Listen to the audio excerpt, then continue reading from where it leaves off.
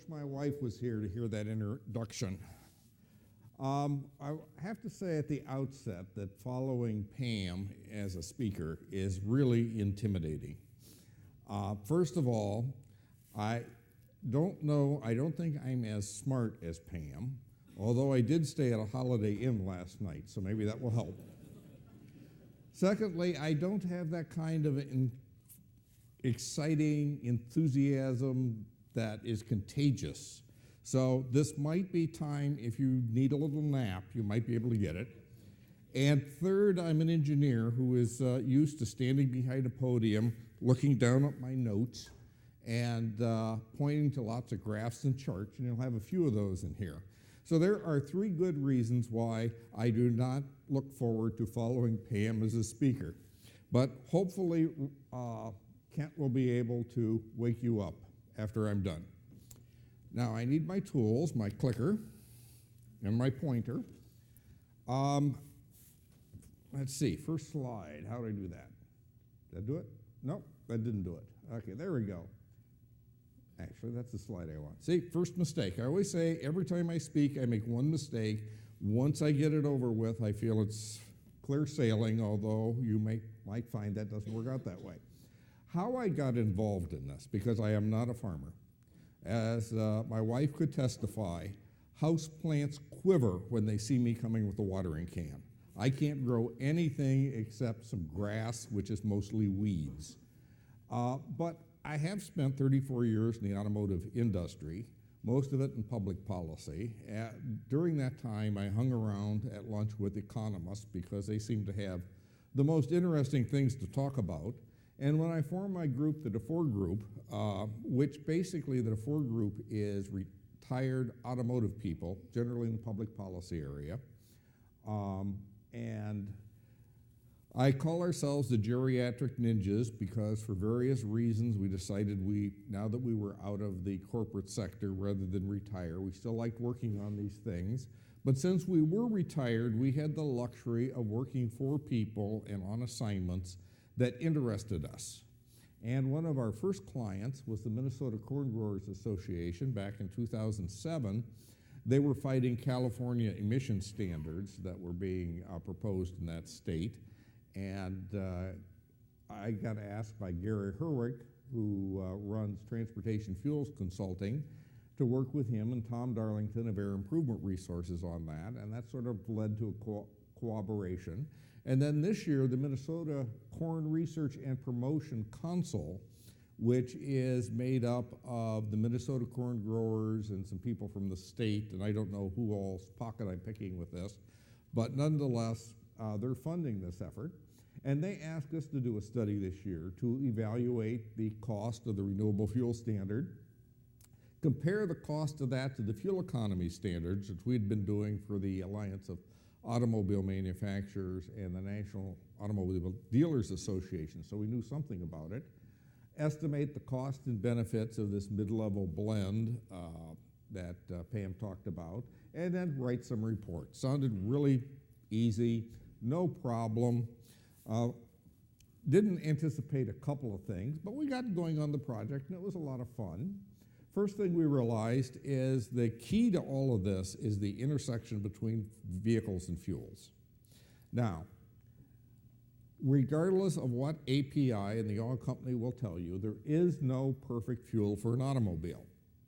Gasoline has a lot of advantages. There's no denying it. The biggest one is its high energy density.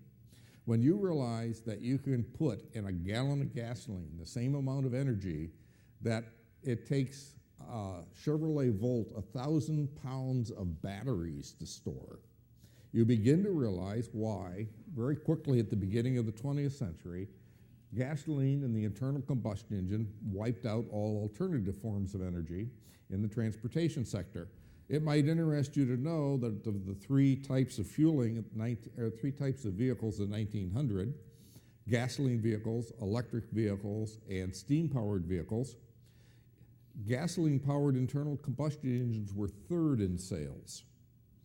The predominant was electric, followed by steam. But once people started realizing the high energy density of gasoline, And the engines back then were fairly crude, so they could run on low octane, and that wasn't really a problem. And people like Henry Ford created the Model T, which it should be interesting to note, if you're historically inclined, that the people that made automobiles, a mass production commodity, were farmers. As soon as Henry Ford combined the energy density properties of gasoline with mass production, farmers were the ones that had the need for that range and that mobility. And they were the ones that put automobiles on the map in the United States. And that's why the United States pattern of dealing with automobiles and so forth is so much different than the rest of the world, Europe and so forth. But I'm running short on time, won't get into that side thing. But what I wanted to point out on the slide is that today, the energy density, obviously, in BTU per gallon is important, but equally important is the octane rating. And without going into a lot of detail, octane rating is basically how much you can compress the gasoline and the air mixture before it explodes on its own. You want to have the spark explode the gasoline, not have it self-explode like in a diesel engine. So the higher the octane rating, the more you can compress the gas.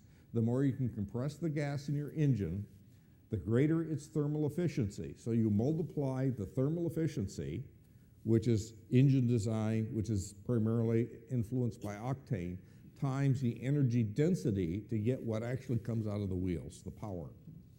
And so no fuel is perfect. Gasoline has the high energy density market cornered. Ethanol has the octane rating cornered. Now, when we started to look at this project on the economics of ethanol, one of the things that my economist colleagues like to talk about is the highest value use of something. Where is it the most valuable? And it turns out ethanol in gasoline doesn't have one use, but it has a number of uses. Obviously, the first use and the most prominent is to boost the octane in gasoline. So originally, 10% gasohol, if you remember that term, 10% ethanol in gasoline, started with 87 octane regular. You threw 10% ethanol in and marketed it, and it had a probably an octane rating maybe in the high 80s because the oil companies didn't care. Now the oil companies are in a double bind. On one hand, which I'll talk about later, you have automakers saying we need more octane in the gasoline. At the same time, the stuff that's coming out of the western part of North Dakota, Canada, and whatever, the new oil that's coming into the market, when you turn it into gasoline, it's a lower octane gasoline. So on one hand, you have the automakers wanting more octane, you have the oil companies producing less octane, so they found it convenient to drop the octane rating of the gasoline that they use to blend with ethanol down to 84, throw 10% ethanol in it, make it E10, and that becomes what you now know as 87 octane regular gas. And in our study, this is how it got interesting. This is how the train left the track really fast. You know, there's an old saying that no battle plan ever survives first contact with the enemy. And the same is true with doing an economic study. As soon as you get started, something comes up. And so I started calculating using the best available technology or methodology, how much it costs to generate an octane point of gasoline, and compared it to ethanol. And I was coming up with numbers that did not at all conform with other previous studies. So my associates looked at me and said, Dean, you're going senile, which happens to us geriatric ninjas. You get old.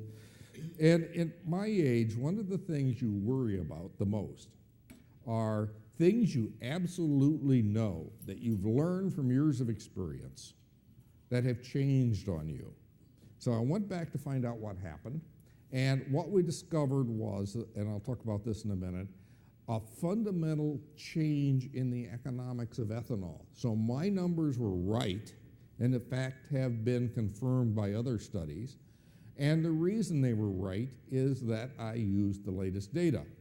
The earlier studies were no longer relevant because they used older data. And the economics of ethanol has changed so much that all of these old studies aren't really worth the paper they're printed on, which I'll mention later, including the one that the American Petroleum Institute trots around the country trying to convince people that the world will come to an end if you don't get rid of the RFS. So creating octane is clearly a high value use. For the first time in ethanol's history, it's now creating a genuine consumer value. After you factor in the difference in energy between E10 and E0, consumers are now saving about 6 cents a gallon because blenders are using E10. That works out to about $8 billion in 2013 consumers saved because the oil companies have been forced to use ethanol at the 10% level. Now, if you think a little bit of octane boosting is good, maybe a little more is better, and I'll get into that now. Everybody's been talking about mid-level blends. I hesitate to use that term, so I created one of my own. I call it Eco Performance Fuel, or EPF. And because what the engineers are finding out is that these mid-level blends are not just another blend of gasoline and ethanol. It's not like taking E15 and putting twice as much ethanol into it.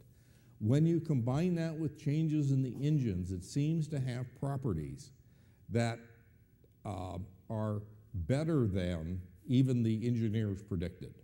So I want to get people away from thinking about mid-level blends or EXX or E30 or whatever you want to call it, and start thinking of it as a new fuel. I came up with the term EPF, or Eco Performance Fuel. I welcome you, if you've got a better idea for a new name for this fuel, to let me know. Stay away from things like Sydney, but let's see if we can find a better name for it, because EPF is a mouthful. But I'm going to be referring to it in these slides, so I wanted to introduce you to the idea. Well, basically, not only is that 30% a good idea, what it does, it gives you a fuel that has the octane rating of today's premium. So you can increase, if that were the universal fuel, you could increase the compression ratio back to the days of the late 1960s, where you're talking 12, 13 to 1 compression ratios, thereby improving the thermal efficiency of the engines. At the same time, that new fuel would cost 9 cents a gallon less on an energy-adjusted basis than what you're paying at the pump now. That's why that turns out to win the golden ribbon for the highest value use of ethanol and gasoline. Now, a lot of talk about the other use, which is using gasoline or ethanol just to substitute for gasoline. And that's what you do in E85. Now, I want to say a couple of things about the cost of E85. First of all, when we did this study, we did it based on actual data from around the country on the week of September 23rd, 2013. It's what I call a snapshot study.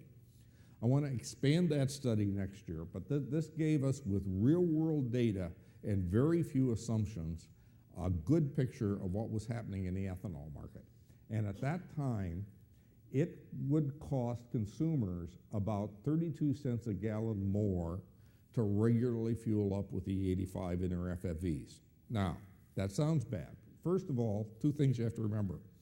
The first one is that there's an energy security benefit that is a combination of the effect of ethanol on world oil prices. We estimate that the levels required by the RFS now depress world oil prices by over 1%. That may not sound like much, but that's everybody in the world that drives cars are paying 1% less. All the energy that goes into transporting these things from China is 1% less. It permeates the economy. So there's a huge benefit due to the RFS just due to depressing oil prices. And the second one is insurance against oil price shocks. That moderates the price of oil because oil has, for the first time in its history, some competition. So if you factor that in, the energy security benefit's 46 cents, so it actually makes even E85 a good deal. The other thing to realize, E85 is almost pure ethanol. Therefore, you're getting all the environmental benefits of ethanol.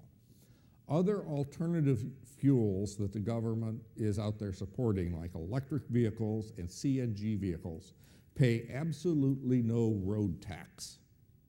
Road taxes add up to about 59 cents a gallon. If E85 were treated the same way as an electric vehicle or natural gas vehicles in terms of taxes, you could take 59 cents off the cost of the gallon. That would solve all of the price problems, and you could sell all the E85 you wanted. So just the fact that ethanol is treated differently than other alternative fuels is one of the reasons why this so-called blend wall that the oil companies have created exists. Now, this is my favorite slide, because this is the little detour we took. What had happened, and I get over here where I can show it better, this looks at the cost of corn ethanol. Now, corn ethanol, when I first took this project, I said, you know, I like the corn growers and everything, but isn't corn ethanol so 2007? I mean, it's old-fashioned. Where's all this exciting stuff like ethanol from algae? Well, it turns out when you really start looking at corn ethanol, it looks really good. And so I took a look at the wholesale price of ethanol divided by gasoline expressed as a percent. So that if gasoline and fuel ethanol cost exactly the same, that would be 100%. What happened, and this explains a little bit about what happened, why all these old studies are wrong, when the RFS-2 was enacted, until the ethanol tax credit and tariff expired at the end of December 2011, gasoline and ethanol prices tracked practically on top of each other. A gallon of gasoline wholesale and a gallon of ethanol wholesale cost the same. Now, I'm sure there were many people down in Dallas in the oil company executive suites that assumed once you got rid of this, you'd get rid of ethanol. But that's not what happened. And I always like it when I find things that you didn't expect. That's just what consultants live for. So if you take a look at this percentage, now this solid data is based on data from the Nebraska Energy Board. So this is all based out of the central part of the country. And it shows on a month-by-month basis, as soon as the tax credit and tariff expired, prices dropped, and they continued to drop as a percent of gasoline until the present day. Now, when you add that in with the University of Missouri's forecast for corn oil prices, or corn ethanol prices, you see, that's the dotted line, it is continuing to fall. And it's getting, from the oil company's point of view, dangerously close to this line, which is the energy price parity, where $1 of ethanol will contain as much energy as $1 of gasoline E10 regular. At that point, consumers will save money using ethanol, period. E85, E30, E15, E10, whatever. Gasoline, for the first time since the beginning of the automotive age, is going to have a serious competitor. So as I like to point out, if I were in Dallas or Houston looking at this data, I was an oil company executive, and I'm sure they have some economist, a lot brighter than I am, that showed them that, and I'd take a look at that chart and I'd say, we got to kill ethanol now. So if you're wondering why you're getting pounded on, I think this tells the whole story. Now, interestingly, all of the argument that the oil industry has used was based on I don't know how many millions they must have spent on it, but they hired one of the most brilliant economic consulting firms in the country, NERA, to do a study. And they started with a study that was done by another very brilliant economist at Charles Rivers Associates. Charles Rivers Associates did their work, and they did the groundwork for this study, and it ended It was published November of 2011 while ethanol and gasoline prices were coupled together. Now, NERA took that study and then created this other study that the oil industry is trumpeting around the country. Guess what? You might as well throw that one in the trash can because it also assumes that ethanol and gasoline sell at the same price. So a lot of the information that EPA is using comes from that NERA study, and it's wrong. And once I figured that out and my colleagues confirmed that I was right, I started looking for black helicopters circling around the house. Not the kind of thing you want to see if you want a nice, quiet retirement. So, now the next thing I want to get into is eco-performance fuel. And to explain that a little bit, you have to understand the corporate average fuel economy regulations and the double jeopardy that it puts the automakers into. Now, surprisingly, I developed this argument for the automakers, and they had a hard time understanding it. Now that they're actually having to live with the new regulations, they're beginning to understand what I was trying to tell them. You want to know why I retired early? In 2009, I was saying, if you guys don't change your ways, you're going to go bankrupt in 10 years. I was right. I didn't want to be around for it. And they're still not listening to me, but that happens a lot. My wife doesn't listen to me either, so what can I say? The federal fuel economy standards, they are now authorized by the same act that the Energy Independence and Security Act that created the RFS. Before that, it was other legislation. It's administered by the National Highway Traffic and Safety Administration, or NHTSA. And quite frankly, if you deal with regulators like I did all my life, you realize there are some regulators that are really good at what they do. They're driven by data, as engineers are. You could sit down and talk to them and reason with them. There are other regulators that are driven by passions and mission and out to change the world. And sometimes facts get in their way. EPA is a lot like that. So NHTSA is really good. Stuff that NHTSA puts together is really hard to refute, and it's based on pretty sound stuff. And since 1975, they've been regulating fuel economy. People don't realize the automobile industry was the first industry to really have greenhouse gas emission controls, regulations imposed on them in the form of fuel economy standards, because fuel economy and CO2 is related. So they administer the fuel economy standards. Now, the 2017 to 2025 fuel economy standards, it starts at 35 miles per gallon.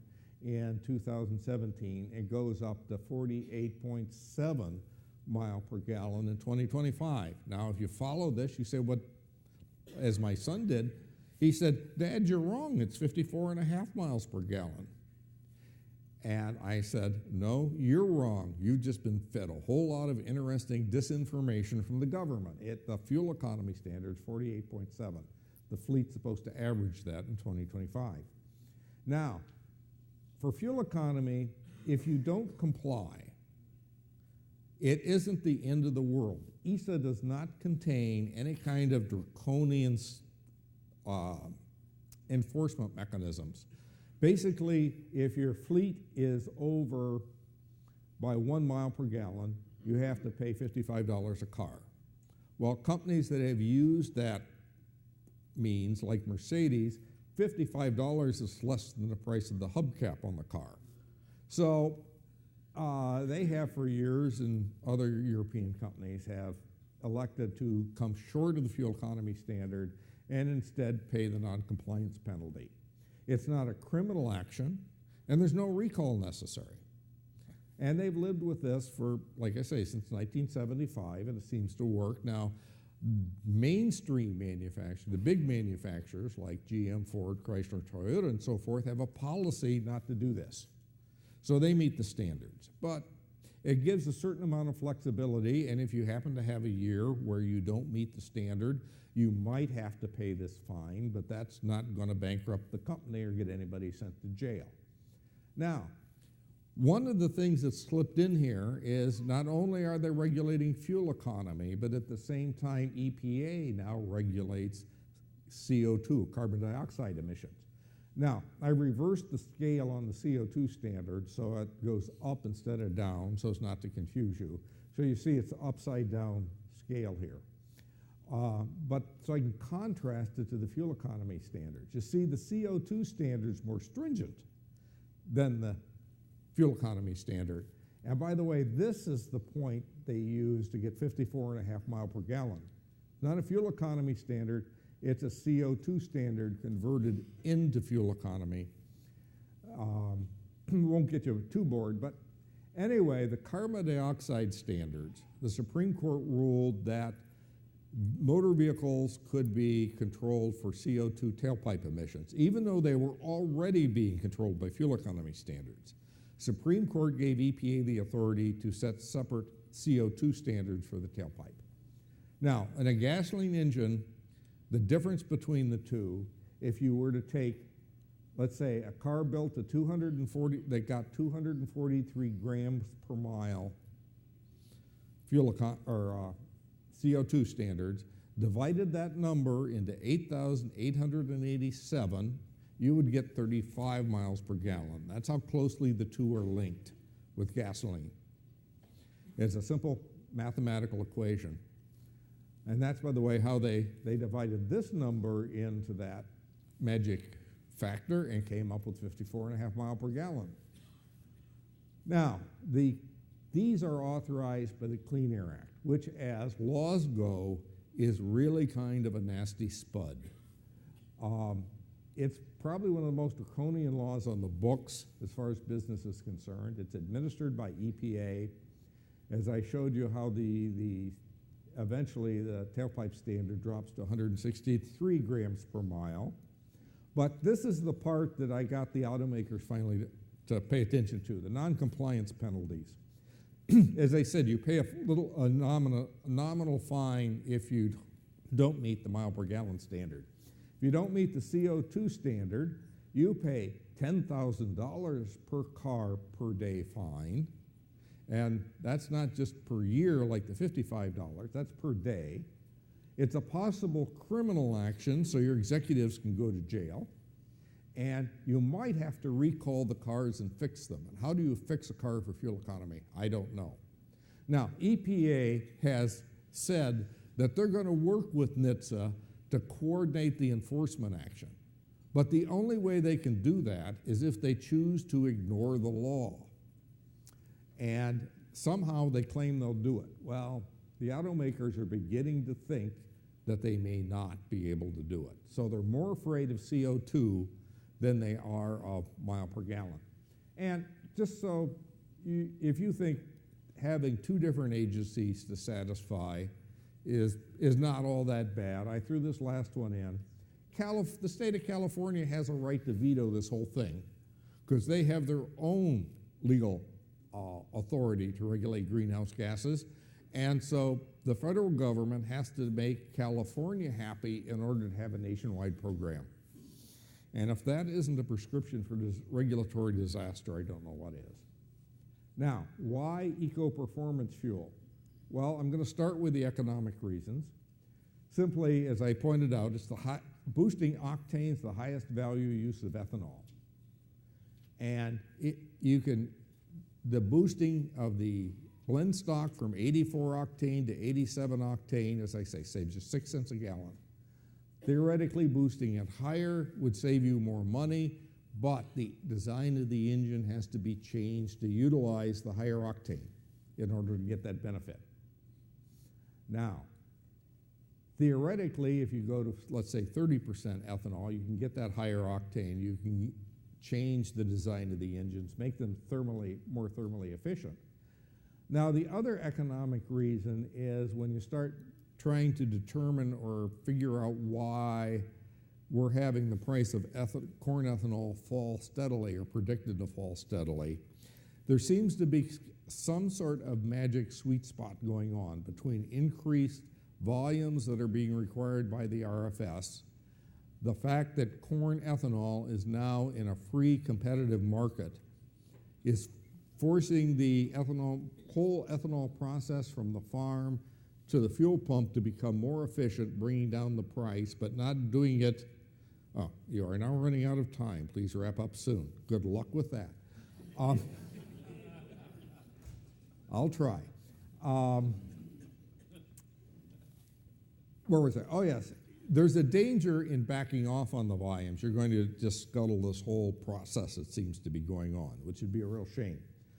But what you really do need, the RFS2 standards, particularly with what's going on with cellulosic and availability and whatever, there really is some question whether, that particular line is going to be feasible. But if you do what the oil companies want, this is going to be the line. Well, actually, if you do what they really want, this is going to be the line. Now, if you choose to keep E10 for your legacy fleet and introduce this new fuel as the new regular and design the engines to take advantage of it, you have an increase in ethanol use, the curve that looks something like this. Much more gradual increase. From an economist standpoint, that looks really good. There's not going to be any sudden disruption, but each year things can get better and better and better. And so at some point, you're going to reach the point that even E85 on an absolute basis is a bargain. And like I say, the oil companies are going to be in a run for their money.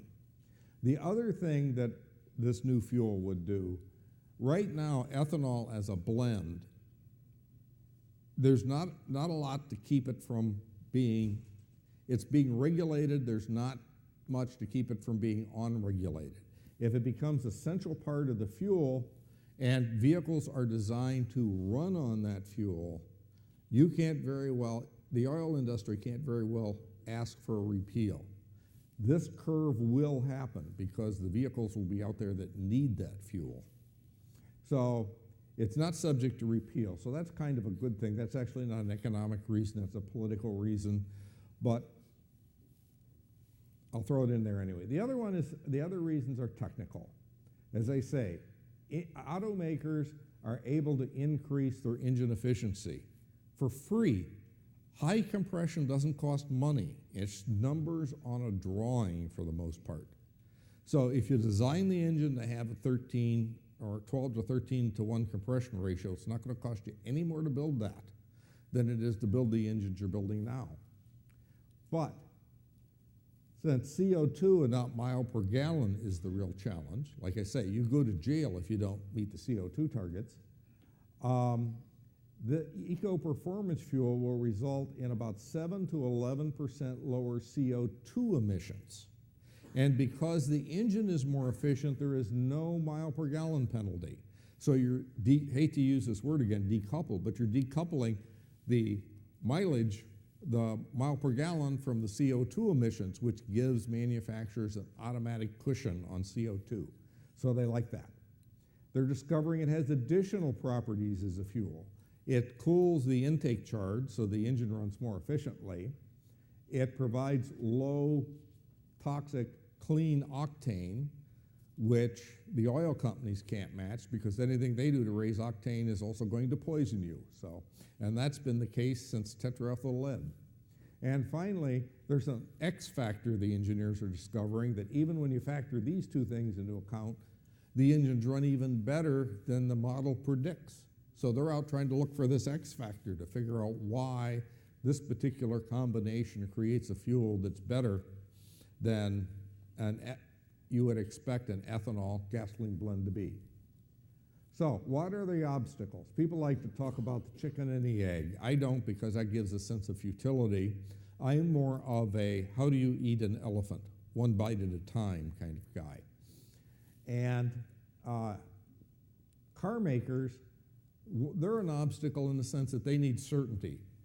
The longest living piece of tooling in the auto industry are the transfer lines that build engines that you would have to change to make higher compression ratios. To give you an example, Range Rover in England is now builds engines off of transfer lines that used to build engines for 1962 Buicks. They'd never go away. They just move locations. And they're about 1/4 of a mile long, so it takes a lot to move a transfer line. There we go. I don't want my picture up there. Slides are better looking. So also, they need the certainty, so before making these kind of changes, they need to know what this fuel is. We're still referring to it as EXX or mid-level blend. Well, what's the percentage? What are the fuel properties? Once you know what the fuel is, what can it really do? There's been some tests, but there's not been a systematic test program to really establish the benefits. Will consumers have access to the fuel? How are you going to make the oil companies, who are not exactly happy in this marriage between oil and ethanol, how are you going to get them to deliver the fuel to the pump? Well, is there going to be sufficient ethanol out there? Since this is won't be an option anymore, they have to make sure that in the United States and even worldwide, if this fuel goes worldwide, there'll be enough ethanol to manufacture it. Will the government back it? And finally, will it be affordable? It should be, but as we discovered with E85, just because it should be doesn't necessarily mean that the price reduction shows up at your local BP station. Now, the government, they say they want support. They want their back jacked. They want to know what the car makers want. And the car makers, obviously, being very cautious people, haven't 100% committed yet. Will Congress support it? That's important. Is the ethanol industry behind it? I mean, now I may catch some flack here, but you hear E10, E15, E30, E85. It's like, what do you want, folks? And from an economist's point of view, this mid-level blend, or EPF, is the next logical step because it's the absolute highest value use of ethanol in gasoline. And finally, what are the political risks? The oil industry has been so effective. They even have a 72-year-old retired school teacher in Flint, Michigan, that I talked to, afraid that her car is going to get destroyed if she uses gasoline with ethanol in it. They have been very effective. And that yields political risk. So, and then the oil companies, of course they will oppose it. They want to get rid of ethanol, not become 30% or 70-30 partnership with ethanol.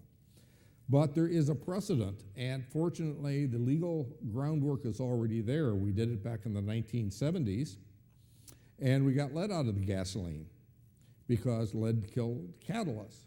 And I was proud to say it was the president of General Motors that told the auto executives, lead, follow, or get out of the way, because we have to have unleaded gasoline. And that transition was made. It's a template for how to transition to this new fuel.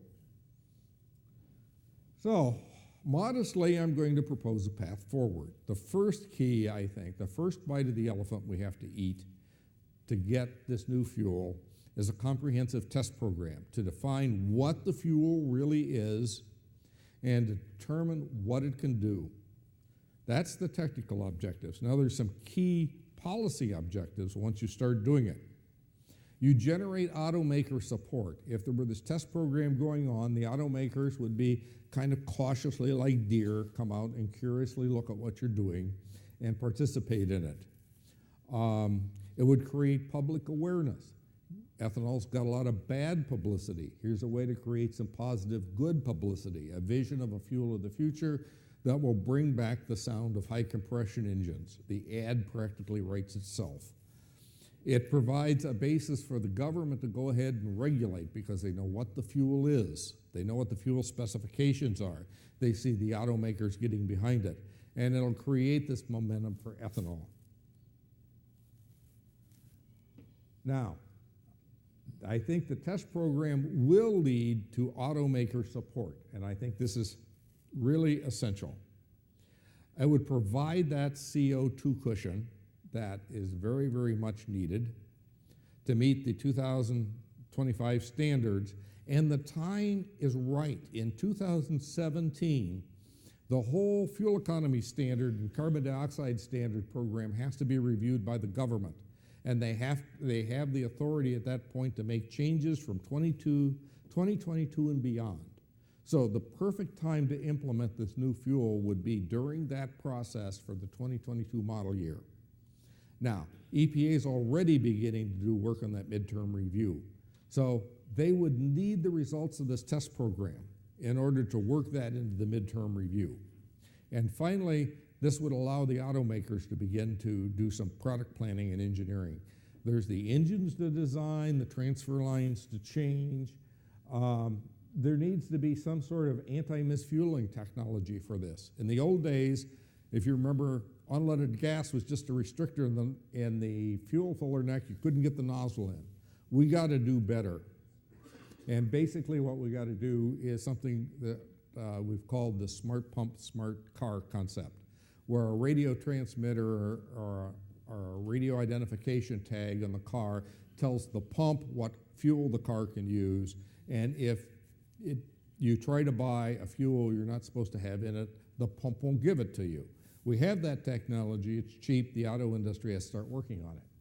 Finally, the automaker support will lead to government action. EPA already has the authority to act. They would now, the test program results would give them what exactly the fuel is. They could start writing it into their regulations. There's all sorts of certification protocols that have to be changed. And also government action would trigger other work. United Underwriters Laboratory could start looking at nozzle certification. The various agencies or organizations that do fuel standards could start developing fuel standards. And I mentioned the misfueling prevention devices and how that would be designed into the pumps. All of that could begin if the government decided to actually put this in their midterm review. So last slide, I'll get out of the way here. It's kind of a stepping stone process, not a circular chicken and egg thing. As I say, I'm not a farmer. I'd probably kill the chicken anyway. We've got to start by talking to EPA. That has to happen really, really soon. They're operating under a misunderstanding of the fundamental economics of ethanol. Our group has to finish the Minnesota study, and we're working on a public report that hopefully all of you can send to your friends. We can get it widely distributed and start getting some information out there, letting people know what a good deal corn ethanol is. We've got to get the test program going and get a public awareness campaign. And finally, we've got to study the supply of ethanol, the economics of supply, so that we can prove to the government, the public, and everybody else that biofuels can become an essential transportation fuel that is never going away. So I thank you with that. Those of you that have fallen asleep, it's time to wake up for Kent.